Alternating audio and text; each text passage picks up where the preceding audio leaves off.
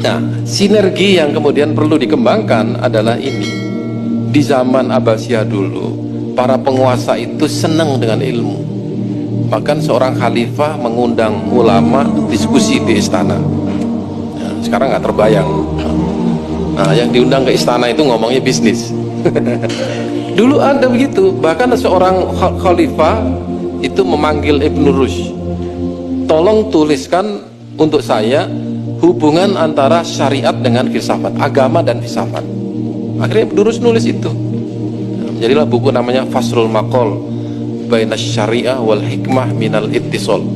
Nah, ini buku yang ditulis berdasarkan perintah penguasa. Berarti penguasanya ini punya ketertarikan terhadap ilmu. Nggak banyak loh penguasa yang ilmiah ya. Loh, itu sejarah Islam, saya nggak ngomong sekarang loh. Saya ngomong sejarah Islam. Begitulah kualitas penguasa di zaman peradaban ilmu. Pengusahanya juga begitu. Di zaman Abbasiyah dulu, pengusaha itu suka kalau rumahnya didatangi karena di rumahnya banyak buku. Pengusahanya nggak baca buku, dia sediakan perpustakaan di tempatnya. Seorang ulama di zaman Abbasiyah itu mempunyai koleksi 400.000 buku. Ya, 400 buku itu satu ulama loh. Padahal pada waktu itu seorang raja Perancis hanya koleksi 400 judul buku. Canggih mana ulama kita dengan orang Eropa. Luar biasa. Jadi ulama kita itu ya koleksi, nggak akan koleksi fotokopi ya. Dulu tuh dibaca Pak. Kalau zaman sekarang dikoleksi, di fotokopi, udah taruh di rak ya. Ya. Zaman dulu tuh semua buku dibaca. Ya. Bahkan seorang ulama ya, itu pernah diminta menulis apa yang dia miliki ilmunya, ditulis, diserahkan kepada khalifah. Nah, khalifah ini juga nakal. Dia coba, ini ulama ini plagiat apa enggak ya kira-kira. Ya, bilang kepada ulama itu, saya kehilangan naskah yang Anda buat, tulis lagi.